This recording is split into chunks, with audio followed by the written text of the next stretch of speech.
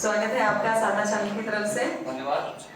तो आइए हम बात करते हैं सबसे पहले जो सबसे पुराना मुद्दा था राम मंदिर कि जब से राम मंदिर के हक में ये फैसला किया गया है और उसके बाद जब भी राम मंदिर का निर्माण की शुरुआत तो हो ही चुकी है और इसके साथ जब राम मंदिर वहां बन जाएगा उस रूप से पहले अयोध्या में मतलब आज उसे अयोध्या कहा जाता है पूरे फैजाबाद को और वहां की जमीनों पे क्या असर पड़ा है, प्रॉपर्टीज पे क्या असर पड़ा है, आप किस रूप से आने वाले कुछ सालों में अयोध्या को देखते हैं?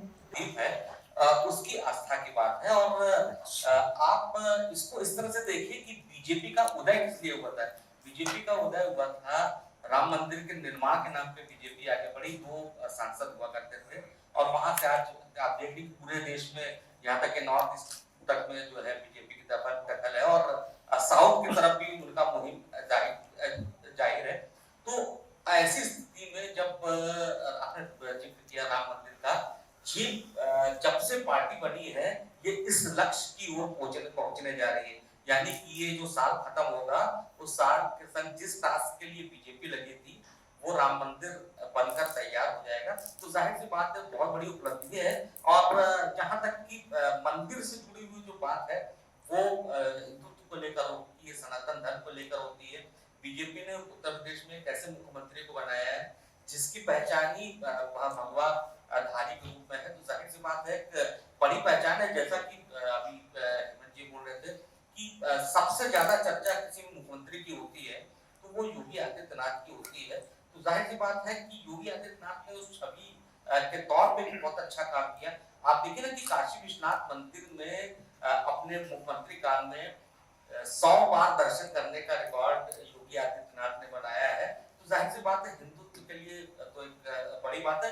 लेकिन आज जिस विषय के लिए हम लोग जुटे हैं वो विकास है और मेरे सामने समस्या ये है कि आपने दो बड़े पत्रकारों को जो सामने बैठे हुए हैं, अगर हेमंत तिवारी जी बोल दे उसके बाद कुछ बचता नहीं, उसके बाद आपने मनीष जी को बुलवा दी, तो मेरे पास बोलने के लिए तो बहुत कुछ नहीं है। लेकिन मैं भी सोच रहा था कि मैं जिस जगह में बैठा हुआ हूँ विकास के लिहाज से बोल रहा हूँ, जिस जगह बैठा हुआ हूँ तो उसका जो सामने का हिस्सा है, बाईं तरफ का हिस्सा है, वो अंबेडकर स्मारक की वजह से खूबसूरत हो गया है। इतनी खूबसूरत इमारत बीएसपी ने बनाई है ना। पीछे की तरफ देखिए तो आप लोहिया पार्क है, तो लोहिया पार्क समाजवादी पार्टी मुलायम सिंह ने बनवाया था, उसकी वजह से यहाँ की लखनऊ की खूबसूरती बढ़ी। दाहिनी तरफ देखेंगे तो शिवपाल जी का मुलायम सिंह के भाई है, लेकिन चूंकि अलग अलग हो गए थे इसलिए खासतौर से जो लोहिया पार्क ज्यादा है वो शिवपाल जी ने बनवाया। लेकिन बात इतनी नहीं है, वहां पे बनवाया तो उन्होंने बहुत कुछ, लेकिन यहाँ से जीत के कौन बीजेपी का सांसद जीतता है। तो केवल एक जगह के कोई इमारत या कोई स्ट्रक्चर खड़ा करने से कुछ नहीं होता है, जो माहौल होना चाहिए। जी देखिए, कहते हैं जनता सबसे ज्यादा अपनी सरकार से उम्मीद रखती है कि क्राइम फ्री रहे उनका प्रदेश और जो मसले हैं उसे जल्दी से जल्दी सॉल्व किया जाए, उनकी बात सुनी जाए, उसमें कानून व्यवस्था का बहुत बड़ा रोल होता है। तो अगर हम बात करें जैसे आपने कहा पुरानी सरकारों के बारे में, तो 2017 से पहले जो हमारी पुरानी सरकारें प्रदेश में थी और थोड़ी देर पहले हमारे बीच में एक वरिष्ठ पत्रकार थे जिन्होंने कहा कि उत्तर प्रदेश की अगर बात की जाए तो यहाँ की आम नागरिक हर 5 साल में सरकार बदलती जरूर थी, लेकिन ये हमारे बीच में भाजपा सरकार दूसरी बार आई है, ये द्वितीय काल है उनका। और अगर उसके बारे में बात की जाए कानून व्यवस्था को लेकर और क्या अगर मुकाबले में बात की जाए कि 2017 से पहले उत्तर प्रदेश का क्या माहौल था आपकी नजरों में और आज क्या माहौल है?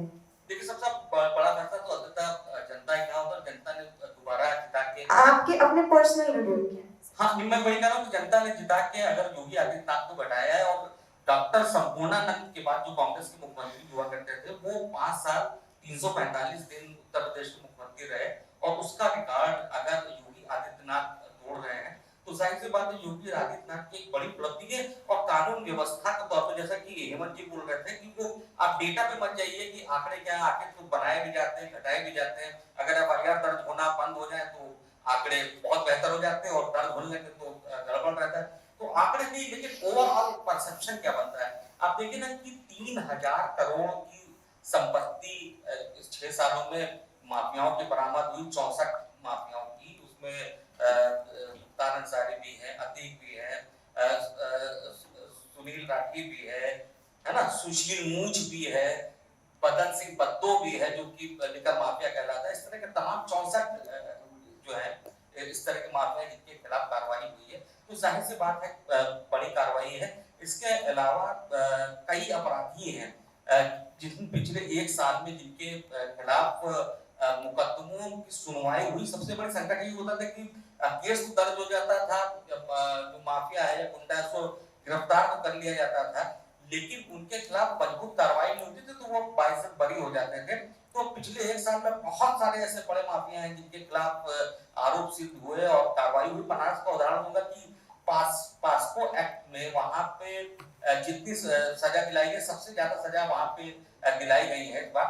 तो जाहिर सी बात है कानून का पालन कराना और सजा दिलाना दोनों चीज जुड़ी होती है और दोनों चीज में जो योगी आदित्यनाथ की सरकार सफल है। जी बिल्कुल। और जैसा सर ने बताया, ग्लोबल इन्वेस्टर समिट अभी रिसेंटली हुआ था और ये खुशी की बात है कि उत्तर प्रदेश को भारत का ग्रोथ इंजन कहलाया जाने वाला है। मेरा भी एक सवाल इसमें ऐड होता है क्योंकि नवलकांत सिन्हा जी पत्रकारिता से खासतौर से मुझे लगता है कि नेशनल मीडिया जब हम नोएडा में बैठते हैं तो कुछ चुनिंदा पत्रकारों को जिनसे हम उनकी प्रतिक्रिया लेते हैं, देश का कोई भी बड़ा न्यूज चैनल क्यों ना हो, वो आपकी राय जरूर रखता है।